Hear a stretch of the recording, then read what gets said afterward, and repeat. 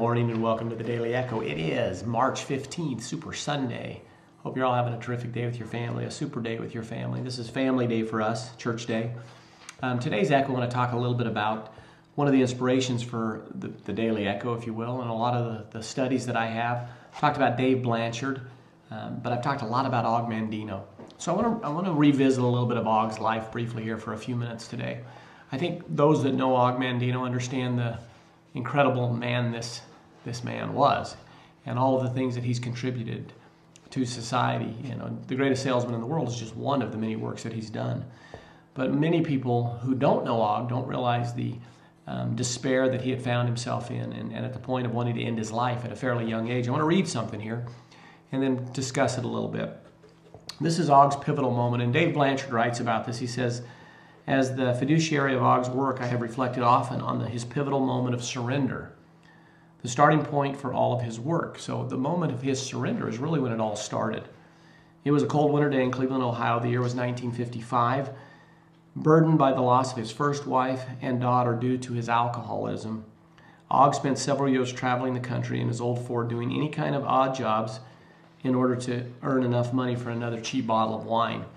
He spent countless drunken nights in the gutters, quote, "a sorry wretch of a human being in a living hell," unquote. One morning as he walked by a pawn shop, he paused for a moment and looked in the display window. He saw a small handgun with a yellow price tag reading $29. He reached into his pocket and removed 3 $10 bills, all that he had in the world. He thought, quote, "There's the end to all my problems. I'll buy that gun, get a couple of bullets, take them to the back of that dingy room where I'm staying.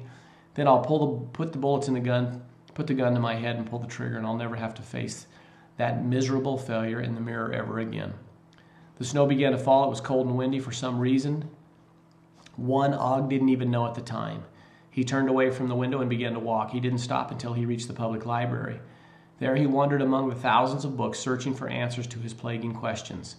Quote, "Where had I gone wrong? Could I make it with just a high school education? Was there any hope for me? What about my drinking problem? Was it too late for me? Was I doomed now to a life of frustration, failure, and fears?" I think all of us have been felt similar feelings, maybe not to that extent as Og did. Goes on to say that morning he found his first motivational book, and he commenced his 10-year journey of discovery and recovery. Each new book he read helped shape his new life. His drinking subsided. He met and married Bette. He had 2 beautiful sons, and in time became the editor of Success magazine. He now is known as one of the most prolific and beloved writers in all of history. On that morning by the pawn shop, was it too late for him? The question is asked. Was he doomed to a life of frustration, failure, and fear? Obviously, the answer is no. Surely Og was referring to his most painful memories when he wrote this. Quote, "Can sand flow upward in an hourglass? Will the sun rise where it sets and set where it rises? Can I relive the errors of yesterday and right them? Can I call back yesterday's wounds and make them whole? Can I become younger than yesterday? Can I take back the evil that was spoken, the blows that were struck, the pain that was caused? No. Yesterday is buried forever, and I will think of it no more. I will live this day as if it is my last." Is it too late for any of us? No. Wherever we have been, whatever we have done, or what has been done to us, it is never too late to begin a new life. And I think that's a great message as we move forward through this Sunday. Whatever frustrations you're experiencing, whatever failures, quote failures is an event, it's not a person. Always remember that. You're not a failure. You had failures. Those are events. There's always the opportunities for us to rise above it and learn and grow from it. Og's a great example. He's only one of many. I'm sure many of us know people who have been at that point where, they didn't think that life meant enough to even be around.